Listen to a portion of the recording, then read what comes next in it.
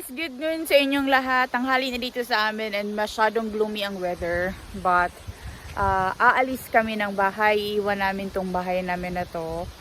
And samahan niyo po kami sa adventure na pupuntahan namin or sa mangyayari.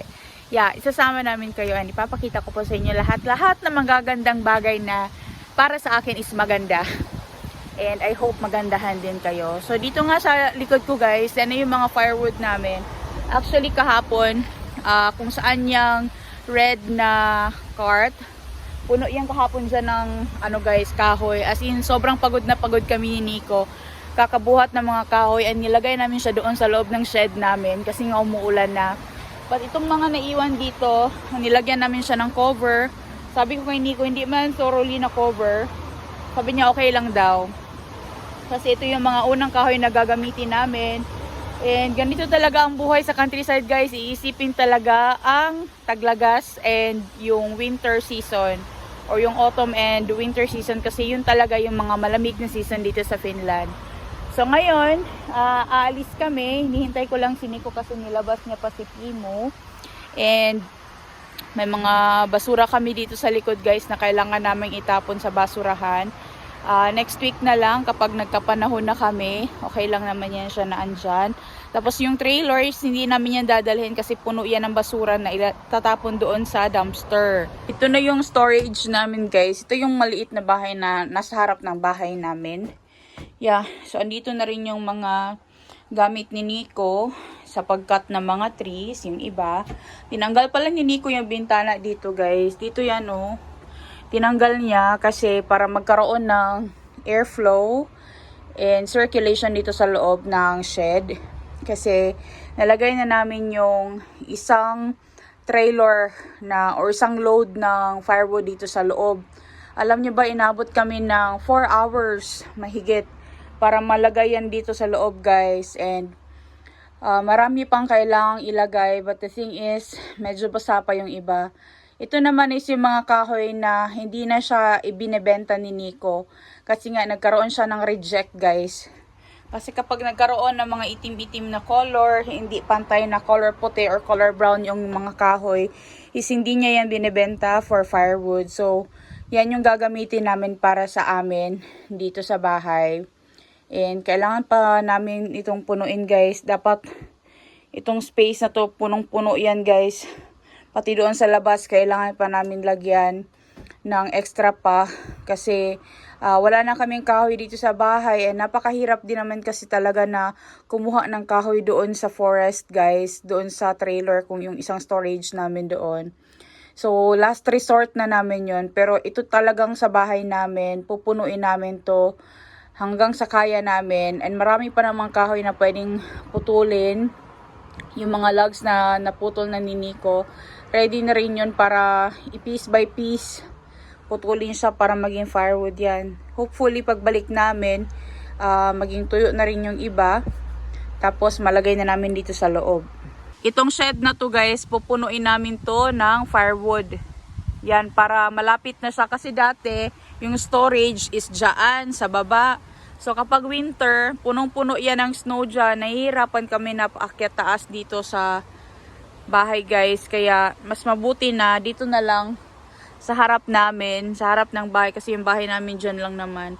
Sobrang dami pa rin talagang basura. And nagtanggal pa kami ng mga furnitures doon sa loob guys. Na yung mga sira-sira na nga. Yung mga dati pa yan dito guys.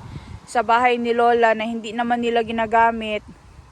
And hindi namin kasi siya pwedeng gawing firewood kasi marami siyang lansang or maraming nails. Kaya ang gagawin is itatapon talaga ito sa dump site. And hindi ko rin siya pwede ipamigay guys kasi hindi na rin siya ganun ka stable. Kuna nag-ngiwi na siya. Kasira na rin kasi yung mga gamit guys. Andito pa sa loob. Sobrang puno itong trailer guys na mga gamit.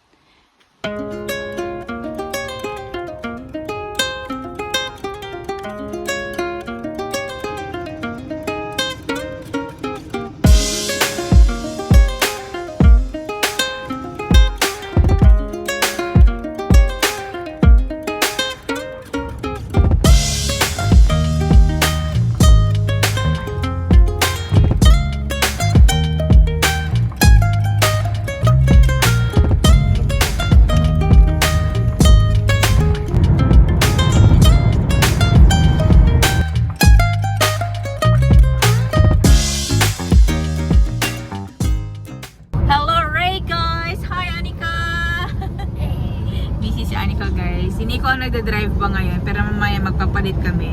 So, andito na tayo ngayon sa Jyväskylä. Another city siya dito sa Finland. Ang Jyväskylä is very populated of students as well. Kasi maraming universities doon kung saan nag-aaral yung mga foreign students. So, andito na tayo sa Jyväskylä. And dito kami kakain ng lunch kasi hindi pa kami nagla-lunch, guys. After namin umalis sa bahay kanina. Sobrang late lunch na ito kasi sobrang late din namin nag-breakfast today. It's already 10 o'clock na umaga na yata kami nag-breakfast. So ngayon mag alas 3 na siguro pasado ng hapon, guys. So maghahanap na kami ng makakainan dito tapos kakain. So we are now approaching the ABC, guys. Sa labas na ito ng Jyväskylä. So dito tayo kakain sa ABC, or para siyang Shell station, mga ganyan sa atin sa Pilipinas ba. Ang tawag nila dito is ABC.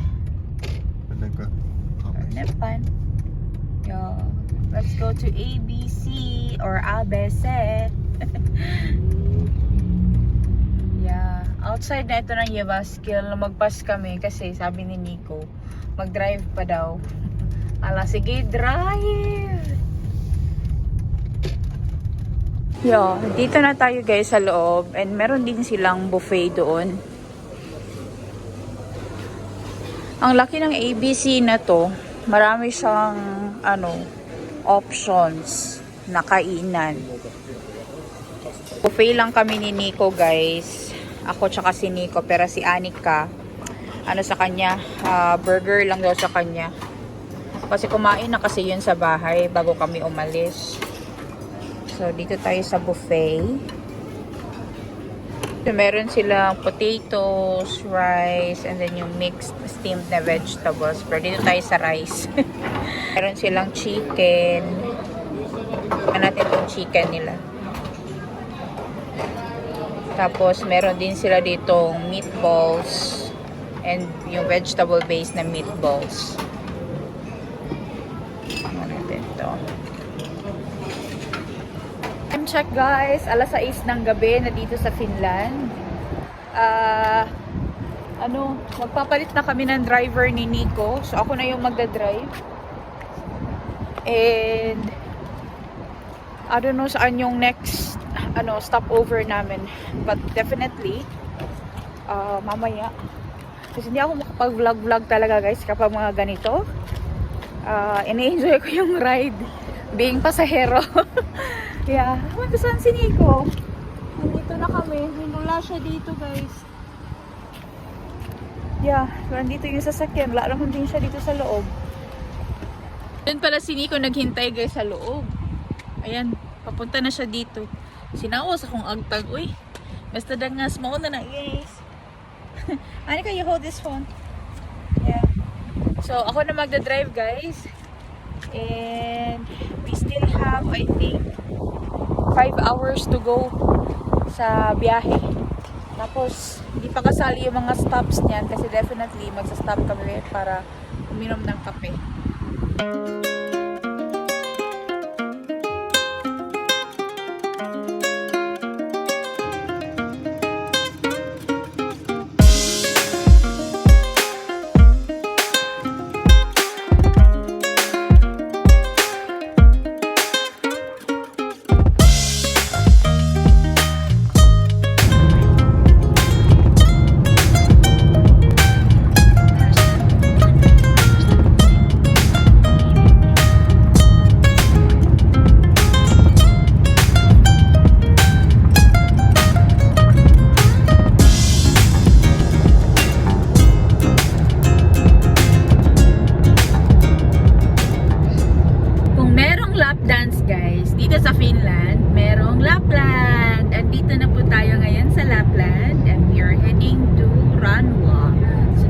sa Ranwa magsistay, meron pa kaming isang oras na biyahe para makarating doon. Nasa northern part na po tayo ng Finland. Ganito po ang itsura niya kapag summer. Sobrang green din po. Same as sa south ng Finland or dun sa amin banda.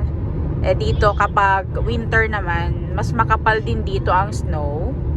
And kapag summertime, mas maliwanag dito. Matagal bumababa ang araw kapag summer. So ngayon guys, it's already 11 na ng gabi.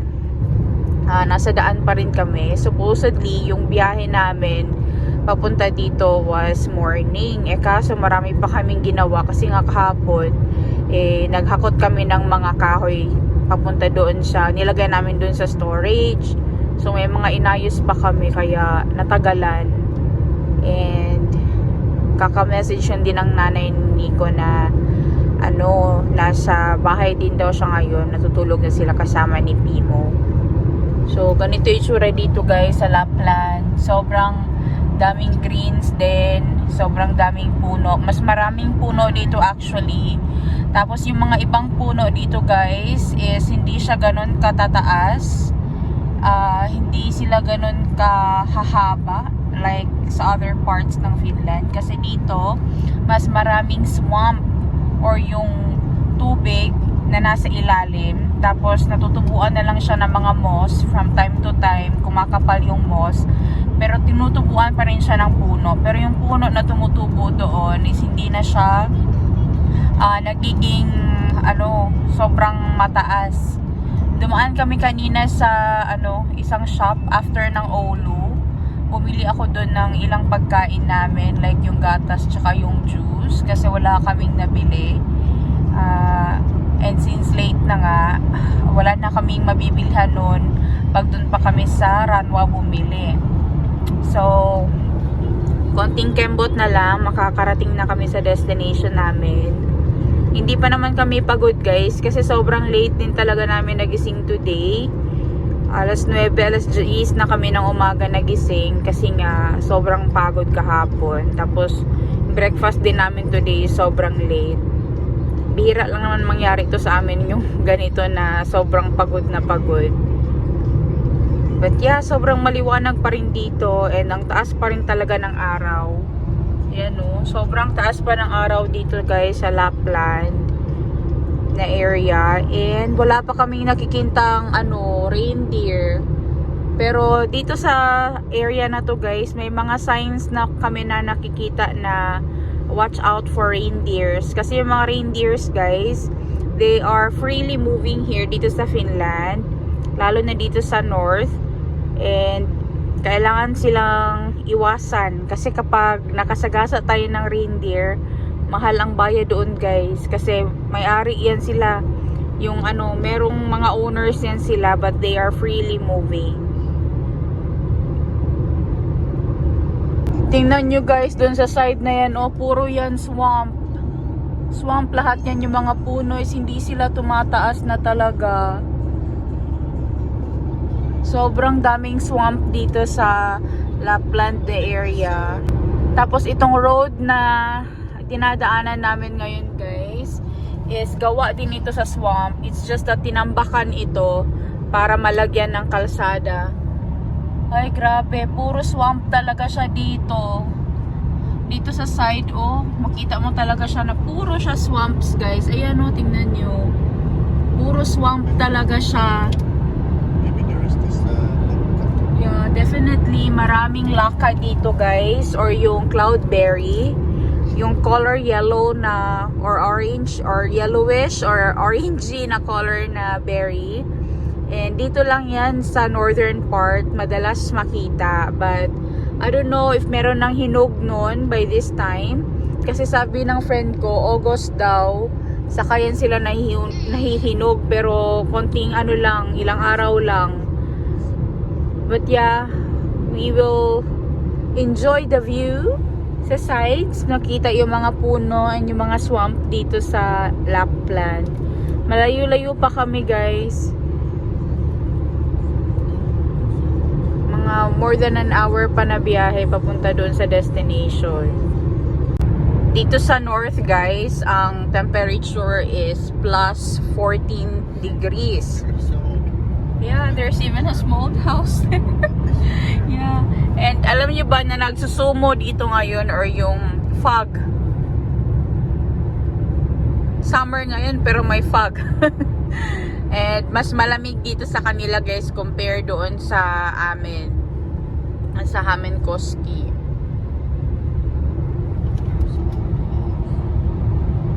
Ayan nagfa-fog na sa daan guys. Ayan guys, nagfa-fog na dito. May fogs na dito kahit summer. Mas malamig talaga dito compare doon sa south talaga.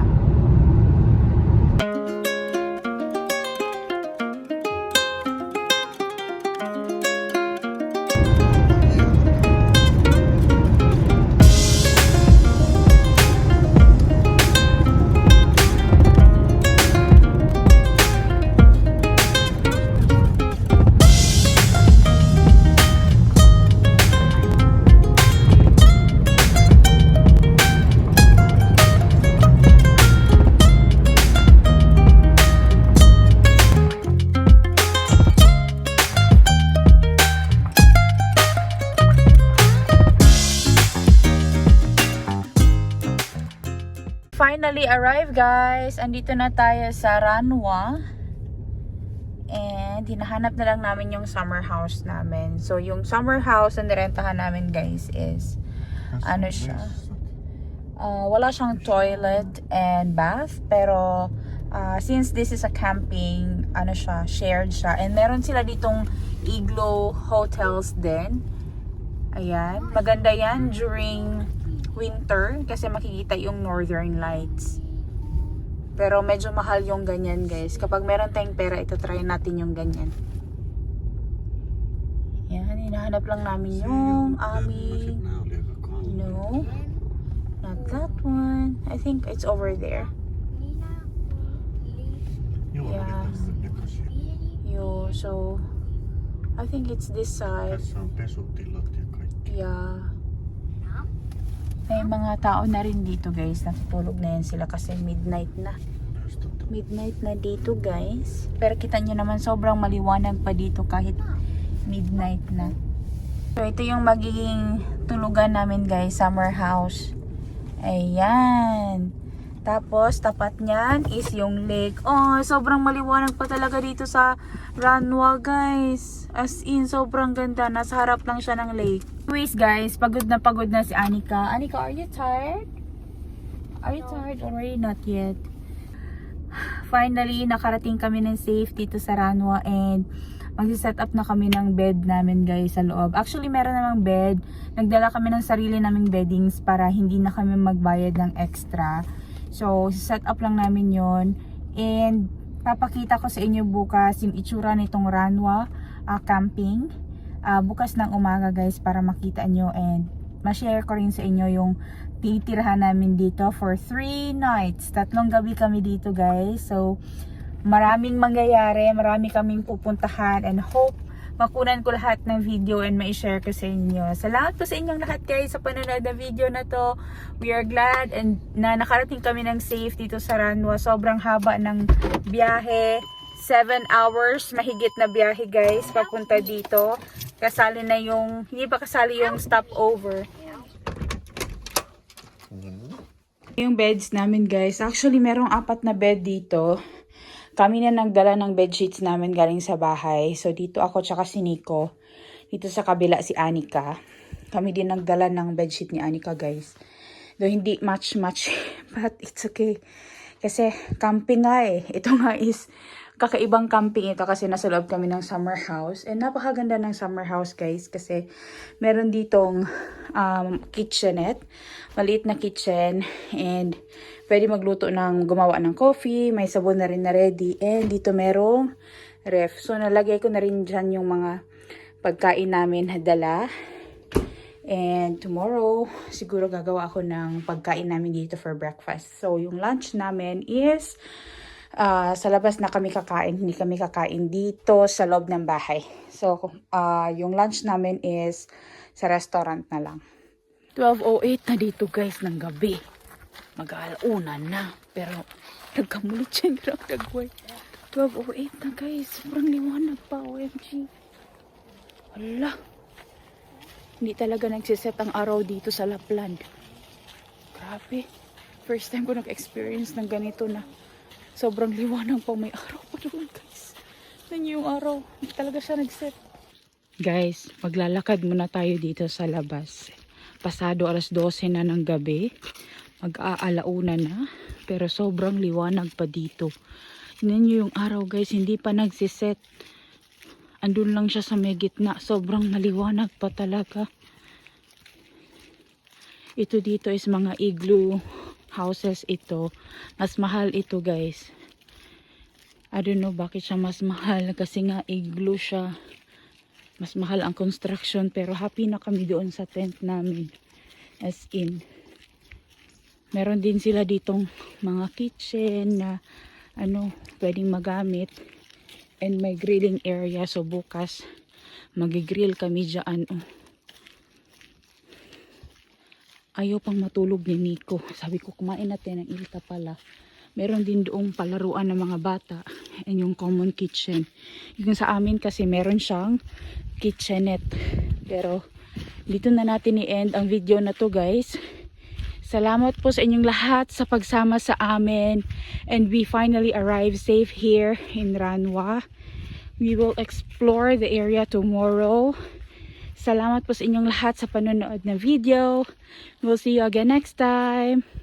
Hey, hey!